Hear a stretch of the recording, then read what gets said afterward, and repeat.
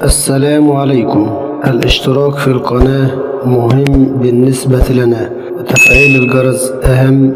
من فضلك اشترك في القناة وفعل زر الجرس ليصلك كل جديد. تحياتي لكم. السلام عليكم ورحمة الله وبركاته. أعزائي المتابعين المشاهدين، أهلا ومرحبا بكم في قناتنا الإخبارية الرياضية على اليوتيوب. أخبارنا حصرية وحقيقية، ولا نعرف الأخبار المزيفة.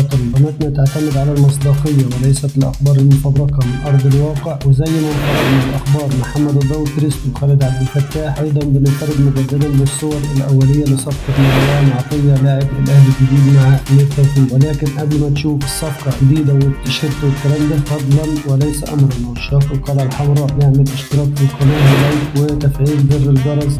الصور الاوليه للصفقه الجديده بتيشيرت النادي الاهلي، اول صوره تنزل على المواقع الالكترونيه من موقع النادي الاهلي مباشره اول باول. امير توفيق مهندس الصفقات للقلعه الحمراء مع لاعب النادي الاهلي الجديد مروان عطيه. هنروح لاخبارنا الرياضيه الكرويه الحصريه، واول خبر معانا عن صفقه مروان عطيه وتفاصيل الصفقه من محمد مسلحي نفسه رئيس اداره نادي الاتحاد السكندري. يصرح وقال ان انتقال مروان عطيه للاهلي كلف خزينه النادي 25 مليون جنيه بالاضافه الى 2 لعيبه. قال الزمالك في بدايه الامر عرض 20 مليون جنيه واربع لعيبه. الاربع لعيبه هم محمود شبانه ودونجا وسيف جعفر وأوبان، بضم مروان عطيه. ومنذ هذا الوقت وحتى يناير لم يتحدث معنا احد بشان اللاعب مجدد. واضاف الفتره الاخيره تواصل معي امير توفيق بطلب ضم مروان عطيه، واخبرته لابد ان يتصل به محمود الخطيب رئيس الاهلي. وبالفعل تواصل معي محمود الخطيب وحضر شخصيا الى الاسكندريه رفقه امير توفيق وعبد القيم. وقال اخبار محمد مسلحي على لسانه، قال اخبرت الخطيب ان الزمالك قدم عرض كبير لضم مروان عطيه، ويجب ان يقدم الاهلي عرض اكبر لضم اللاعب. الخطيب قدم عرض مالي كبير والاربع لاعبين هنختار منهم 2، وبالفعل الجهاز الفني لفريقنا اختار 2، عمار حمدي ومحمد محمود. وقال الاهلي بعدها تحرك بشكل اسرع وارسل لي موافقه مكتوبه من اللاعب شخصيا ورغبته في الانتقال للقلعه الحمراء. وقال كمان هذه الصفقه هي الاكبر بالنسبه لنادي الاتحاد السكندري خلال السنوات الماضيه. واشار اتصلت بمرتضى منصور واخبرته، وقال لي امير هيتواصل مع مروان عطيه. بعدها سالت اللاعب واكد لي ان لم احد يتصل مطلقا، واستمر في تصريحاته ولا اعرف حقيقه توقيع مروان عطيه للزمالك هل حقيقه او غير حقيقيه. وفي بدايه الموسم وقع وعرض الزمالك كانت رغبه اللاعب هي الانضمام للقلعه البيضاء. واتم تصريحاته محمد مسلحي صفقه تمت بما يقارب 25 مليون جنيه. وبيراميدز ايضا كان يريد مروان عطيه وقدم عرض قريبا من عرض الاهلي، وعلاقتنا محترمه بكل الانديه. مروان عطيه عقد جلسه النهارده مع محمد مسلحي في مقر نادي الاتحاد السكندري قبل ما يجي النادي الاهلي. كان اللاعب عارف الجلسه دي هتدور حوالين الانتقال لصفوف النادي الاهلي والكريم. وحضر مروان عطيه لمقر الاتحاد لكنه لم يشارك في التدريبات الجماعيه للفريق الاخر. وعقب الجلسه اللي عقدها مروان عطيه مع محمد مسلحي قال له هتستعد للسفر الى القاهره من اجل الخضوع للكشف الطبي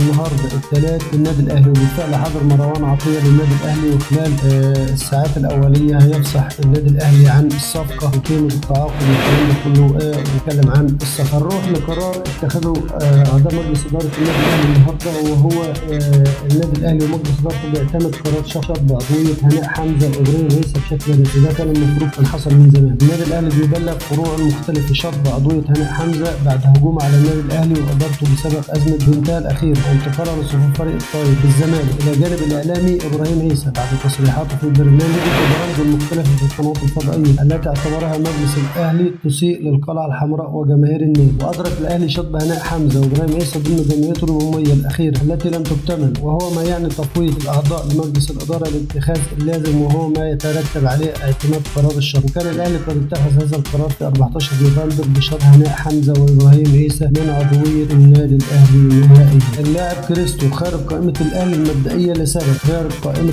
الاهلي المبدئيه المشاركه في كاس العالم للانديه بسبب. النادي الاهلي بيرسل قائمه النهائيه المبدئيه للفريق الاول لكره القدم المشاركه في كل كاس العالم للانديه تقام في المغرب. قائمه راحت من الاتحاد الدولي الجديد. شهد قائمه غياب محمد الضوء كريستو بسبب تاخر وصول البطاقه الدوليه للاعب من تونس، اللي كان من المقرر التصل اليوم او غدا على اقصى تقدير. انضمت القائمه المبدئيه خالد عبد الفتاح المنضم حديثا على سبيل الاعاره للنادي الاهلي، وسينضم لها مروان عطية في وقت اللاحق بعد إتمام التعاقد معه قادما من الاتحاد السكندري. وأرسل النادي الأهلي خطاب للنجم الساحلي من أجل إرسال البطاقة الدولية واستعجال البطاقة ليكون جاهز للمشاركة في مواجهة المصري البورسعيدي المقرر لها مساء الخميس. فريق النادي الأهلي بيواصل تدريباته واستعداده لمباراة المصري في الدوري. واصل تدريبات الجماعية صباح اليوم الثلاثاء تحت قيادة السويسري مارسيل كولر على ملعب الجزيرة في إطار الاستعداد لمباراة المصري في الدوري الممتاز. وعمل مارسيل كولر المدير الفني اجتماع مع اللعيبة قبل انطلاق المران للحديث في بعض الأمور الفنية في إطار التحضيرات للمباراة القادمة. اللاعبون خاضوا تدريبات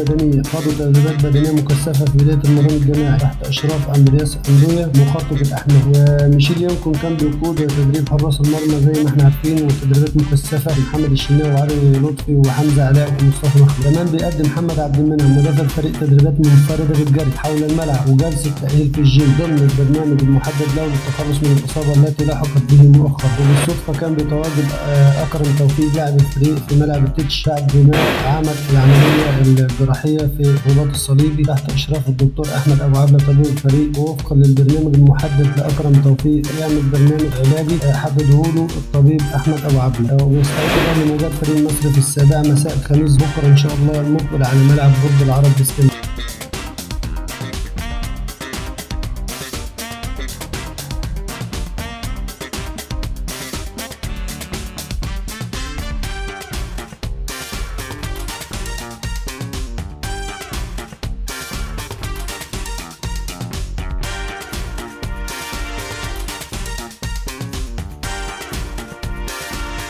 دي كانت كل أخبارنا الرياضية في عجالة. أشكركم على حسن المتابعة وإلى اللقاء والسلام عليكم ورحمة الله وبركاته.